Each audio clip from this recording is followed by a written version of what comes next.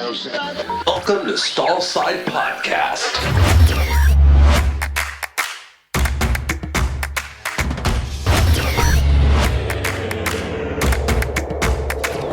Right, how goes it? It's a good day today. How are you? It's good, thanks. Yeah, so we've got our CEO in today. Yeah, the boss is coming in to talk to us. I hope we're not getting pink slips, but we invited her. Yeah, so. actually, she's outside the office this time. I'm not outside the boss's office. She's coming to our office. Yeah, she's coming to our office, so I feel There we good. go. So Dr. Spike Pierce, interesting career to get to this point. Now she's sort of transitioned from what she was doing to management, and I'm looking forward to her take on the profession and where we're going and where we've been. Yep, she's done.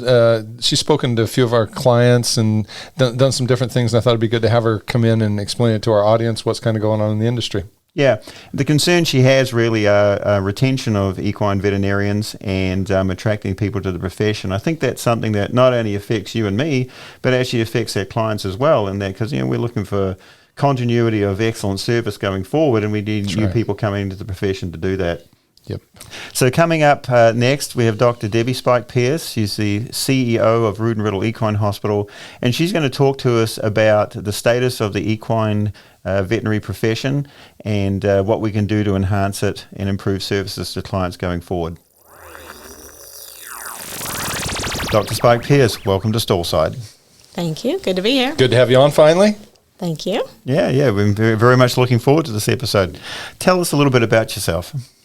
Well, I'm Debbie Spike Pierce, and I've been at Rood Riddle for 28 years. I graduated from Michigan State, 93, worked a year with my father, standardbred racetrack, and then actually applied for an internship after being out of school for a year, which was a little bit different than everybody else. But I came here at the very end of my senior year of vet school, and I was in awe. I was just amazed with the place, the people. They had so much fun doing what they did, and I just fell in love with the place. So that's why I applied for an internship, and I got one. And so then I came down here for a year. It was just hospital interns at the time. And when I was done, I always thought I would go back home, but I knew I really didn't want to go back home. So I had applied for residencies. I didn't receive a surgical residency, which is what I thought I wanted to do. That's mostly from being very involved with equine lameness with my dad on the track. And so I didn't get a job. And then actually Dr. Bramlage offered me a job and said, how about instead of, working for someone else, how about you work for me next year? I said, okay, which was fantastic. I mean, that's exactly what I would have loved to do. And my intent was still to apply for a residency after my year with him, but it ended up being 3 years with him. And then I was able to build a practice and moved to ambulatory 3 years after that, and was in ambulatory until 98, and then I went into management. So I'm not on the road anymore, which has its positives and negatives, mostly positives. Actually. You said 98. It was after 98 you went into management. Oh, 18. I'm sorry. There you go. Sorry. So yes, 2018 is when I went to management, and that's been, over 4 years now, kind of crazy, and that has sped by too. But, people always ask, do you miss practice? And I have to say I don't. And I think part of that is I still am around horses a lot. Both of our girls ride, and we have a farm, Scott and I do, so I still spend a lot of time with horses, and I get to walk around the clinic and see horses. So I still have my horse fix anyway. Mm-hmm. So you grew up with standardbreds. Did you always want to be an equine veterinarian, or were there other things? I pretty much always wanted to be a vet. I mean, I wanted to be around horses. And when I was 9 is when I decided, okay, I'm going to be a veterinarian. I thought a little bit about engineering when I was in high school just because of what I found myself good at from school.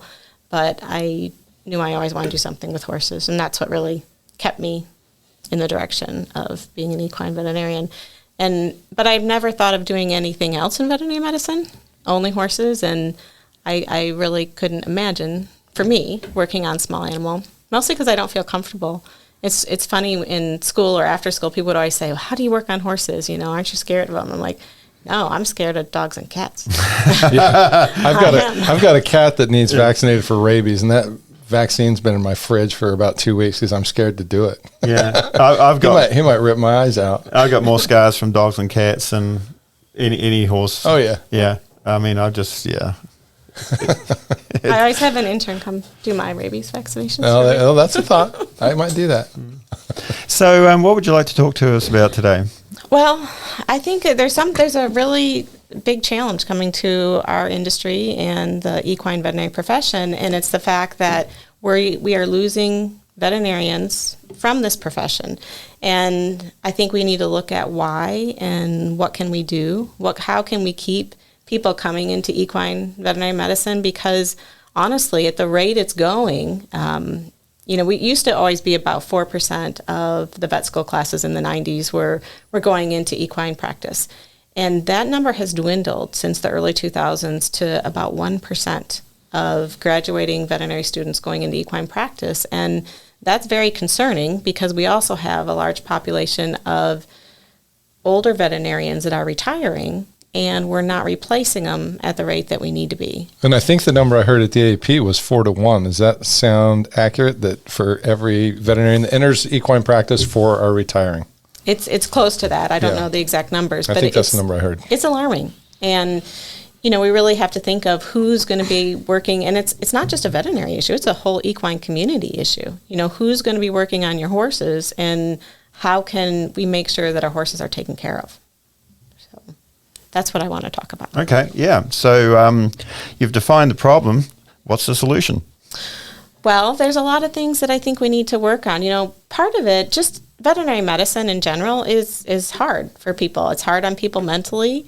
We just there's certain things that are unlike other professions, and I think it can be very stressful for the individual when you're dealing with either dying animals or animals that you can't help but you want to, or maybe it's a situation where it's economical, why you might have to put a horse to sleep or whatnot, and that's very stressful on the veterinarian. And it's also that you're dealing not only just with the animal, but you're also dealing with a person who oftentimes is extremely attached to that animal. And so it can be very stressful. And with that, we see if you just look at the general U.S. population, I think it's 1 in 25 have some form of mental illness or challenges. And if you look at veterinarians, it's closer to 1 to 6 could have suicidal thoughts. And 1 out of 6, that's people around us that have had these thoughts because of likely the stress that they are having in veterinary medicine. And this isn't just equine. This is small animal as well.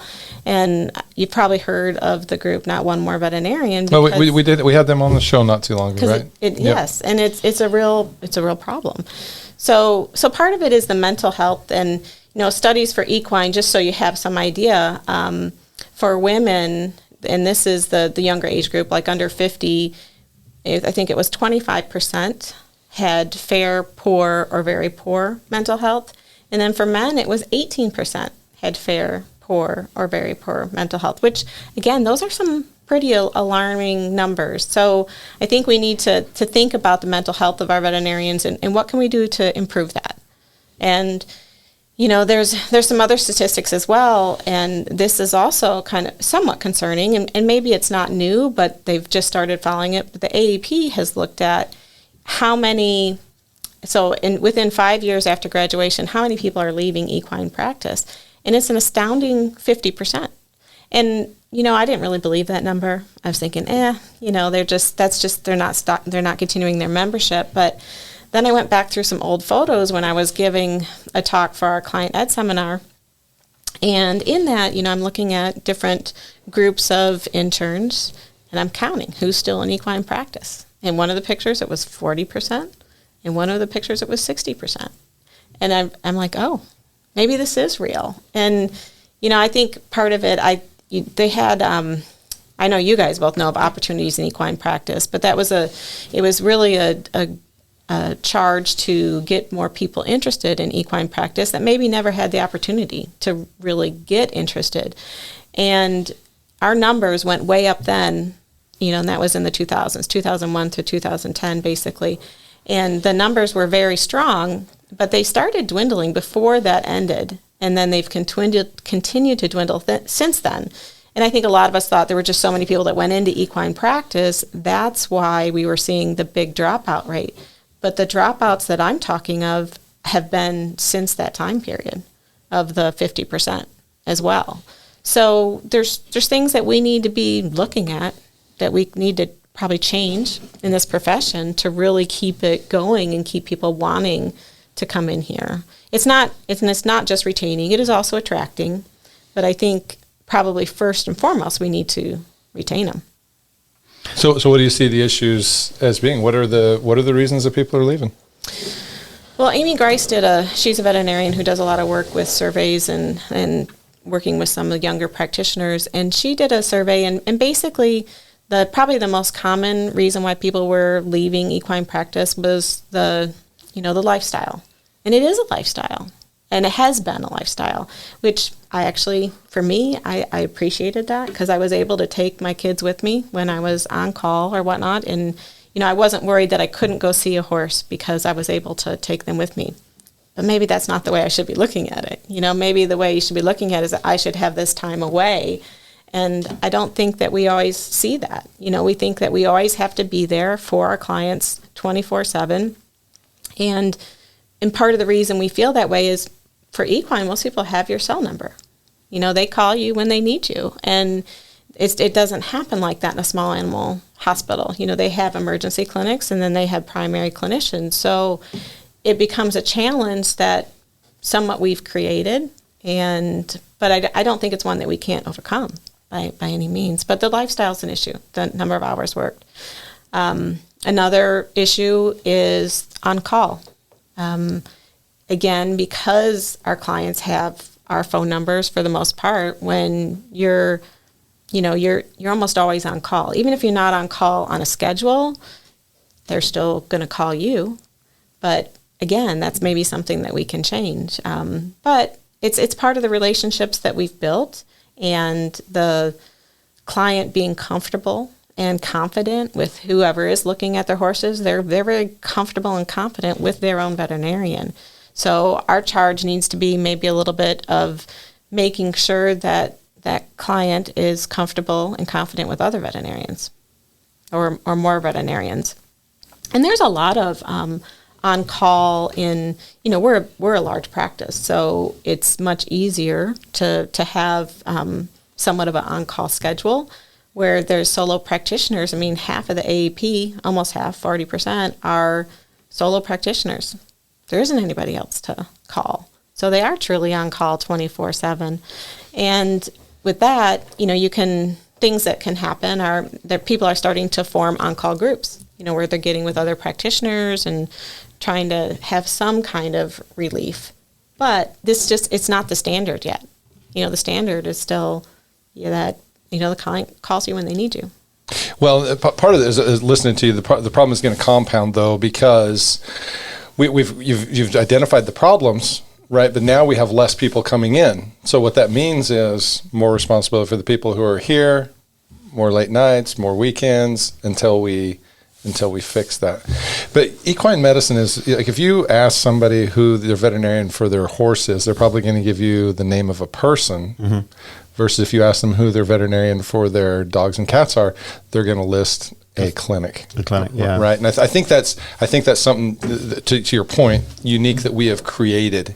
And that probably needs to be broken down a little bit. And we need to train people to trust our colleagues. Well, it's quite personality-driven, equine practice.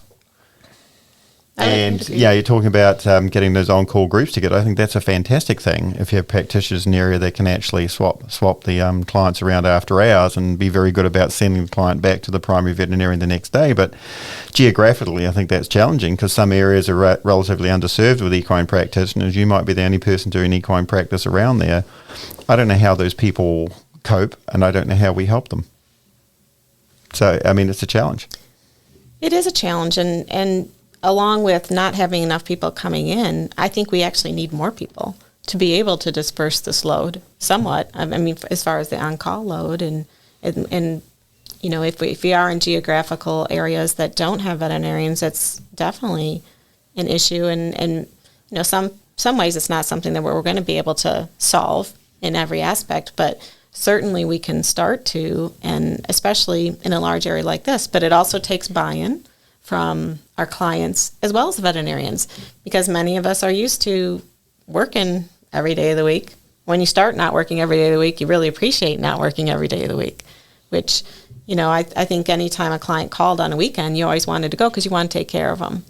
But, we have to learn to build up other people and make sure that they're the right person to be able to cover for us. And we can. So you've identified those problems. What other solutions are there? You talked about hours of work. I mean, there's always going to be plenty of work. You talk about the number of people. We're always short about people. The people that we do have, how do we keep them in the profession? Because you identified that there's a certain amount of turnover, and that's just natural as people age out.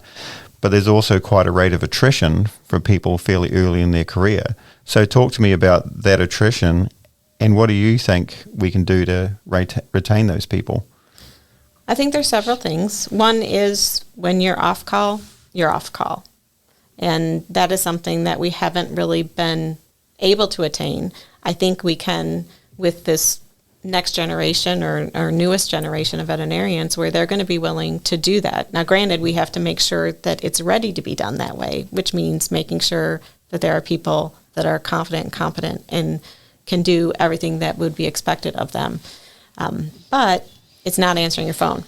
So, and that takes communication with the client to say, okay, I'm not on call, so-and-so is going to be on call. So there's a lot of communication that's going to have to go on from that aspect. As far as lifestyles, there's practices that are doing 4-day work weeks in equine. There are.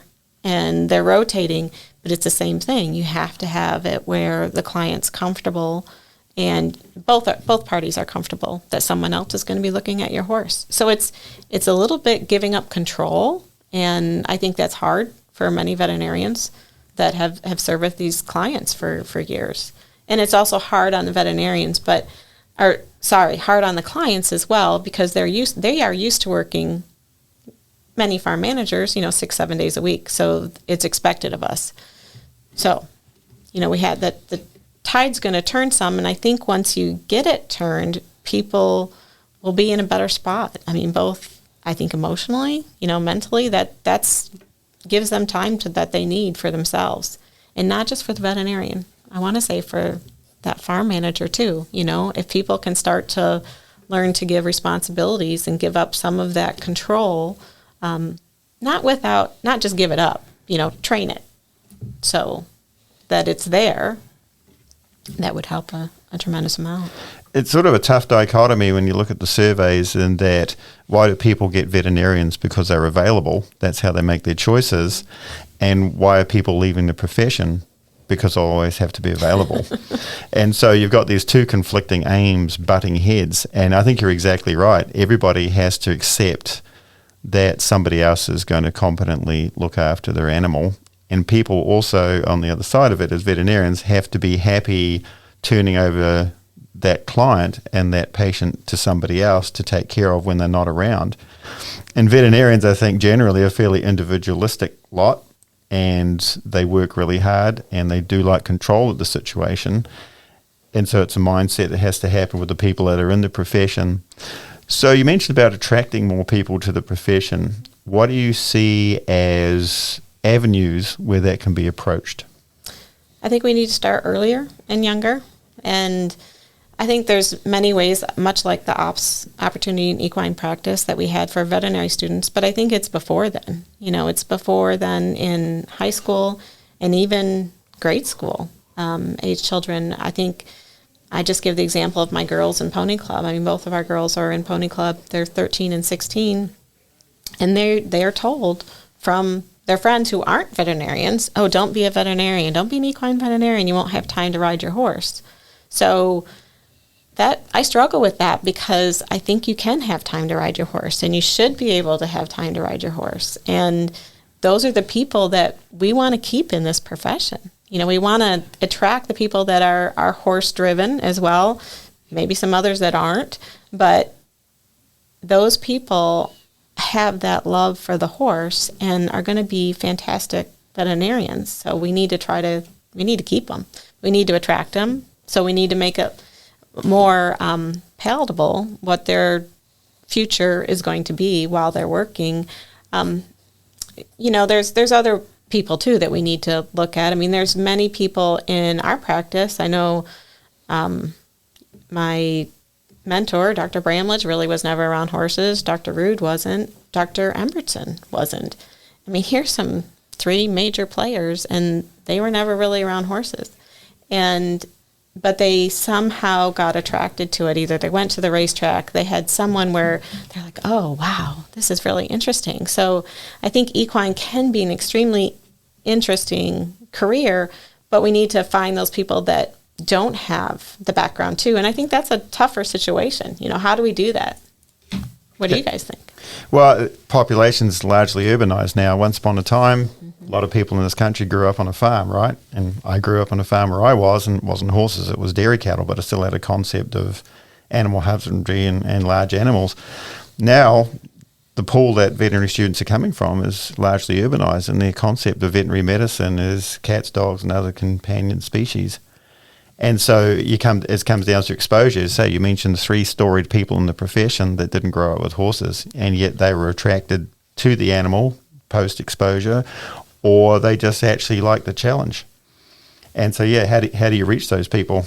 Well, you got to get back to, because you talked about 4-H, right? We've got to educate people to know that this is a great profession. It really is. I've never got over the thrill of being an equine veterinarian, and I hear what others are saying, and are there things we can change? Yes, absolutely. And do we need to change them? Sure. But at the same time, it's a great profession, and we've got to share that message, and we've got to stop the myths that you can't have a life and be an equine veterinarian. It's not true. It's not true. Totally agree. Because, so getting to those groups, getting to those kids that are interested in horses, some that, maybe the veterinary students who don't understand the animal as well and maybe intimidated, getting them by that and knowing that these are fun animals to work on, but then getting those younger kids who are interested in horses, who have a passion for them, and go, yeah, you can make a living. You can get up every morning and be with horses and make a great living doing it. Yeah, and we got to spread that message. Yeah, and the challenge is actually is reward. Like I tell some people, some people jump out of perfectly good aircraft with a parachute. I come to work each day. It's the same thrill on the way down, right? Sooner or later, I'm going to land, and how I land is up to me. And this profession took me sort of around the world, but it's taken me to places I never thought I would go. Yeah, I mean, I've been to all sorts of countries, met all sorts of people. I just never thought it would actually happen. And so, the scope to do some cool stuff is there. Right. Yeah, because we get to, I've worked with a couple different Triple Crown winners, Derby winners, and you think yourself unique, but that's not true. You go to the AAP and you talk to veterinarians who've been to the Olympics, who get to go, they work on high-level dressage horses or rodeo horses, that kind of stuff. We get to be around some very special animals and special owners too. So it's a great profession. We got to spread that message. So what's your elevator speech on why this is a great profession? You've seen the things that are going on. You have a concept of what needs to change. We're going to the 12th floor. We just hopped in. What's your elevator speech? It is a great profession. I mean, I'm much like Bart. I mean, I never felt like I worked a day in my life, when I was practicing. I do feel like I'm working now. Come see me at 3 in the morning. I'm working. But it is a great profession, and it's very rewarding. And I think for people that have a horse interest that think that maybe they couldn't do it because they won't have time to maintain their horse interest, I think that's absolutely wrong. I mean, for me, I rode a lot until I had kids. And to be very honest, my kids are what stopped me from riding, and now they're old enough where now I can ride again. There's things in life that change what you do, but I don't think we can blame veterinary medicine on that. I think it's choices that we make, and if you love horses and want to work on horses, this is the profession for you. Yeah, and that's a good point, because even in this practice, and people look on it as people that work sort of 27 hours a day, we've got some great polo players in this practice. We've got some people that actually have quite a fulfilling equine pastime, and yet still actually manage to work, full days, but actually rewarding days. So even here, there's shining examples of you can have a great life with your horse and actually make that your career working on other people's. Yeah, you can. You have to craft that, right? Yeah. But you do have to make that effort because you can get sucked in and work all 7 days, 12 hours a day if you don't take care of yourself a little bit. I think that's where we as a profession need to kind of Change the message. Yeah, set the bar. That it doesn't have to be that way, and we can make it far more, attainable and palatable, and something that you want to continue to do. Yeah. Stop taking your phone into the shower with you, I think. It's probably, and I think most of us do. Yeah, we do. But again, we're part of I think we've been part of how things have been perceived, but we also need to be part of how things can be. Yeah. So we need to set an example. Right. So, starts right now. It does, and there's going to be a lot of communication that goes with it. Because we always have to think of our client. It's not just the horse. There's always a person with that horse. So we need to think, how can we make it right for them too? And they'll be on board because everybody needs equine practitioners. And if we're going to get them and keep them, we need to change. Well, I don't think we give them enough credit. I think I think they recognize our needs better than we give them credit for if we communicate. Right. Well, I don't think anybody wants to see us burn out because they want the relationship to be durable. And I think, you're exactly right. If people sort of hear you're going to have some time off, they say, oh, great, what you're going to do? That's great. Have a good time. Come back. So, I think you're right. I think our perception is that we're so driven to work. I think we've forgotten that actually some people want us to last a little bit longer than we really want to let ourselves last. Yeah. One of my friends, I have to tell this real quickly, she worked for the Department of Transportation, and I would say, I'm going to a meeting this week, and I have continuing education. She's like, why do you veterinarians always have continuing education on the weekends? And it's true. They would have it during the week, so you were really outside of work. Not us. We have it on the weekends. Yeah. So that we wouldn't miss any work. Okay, all conferences are now from Monday to Friday. No, but it's a total mindset of what we've done over the years. And it can change, and it will change, but we have to be on the forefront of it. I agree. Okay. Well, that's good. We will walk away from this table and we will set about changing things. I agree. We'll do our best. Excellent. Well, thanks for coming in. We've been talking to Dr. Debbie Spike Pierce, the CEO of Rood Riddle, about the profession and how we're going to make it sustainable. See you next time.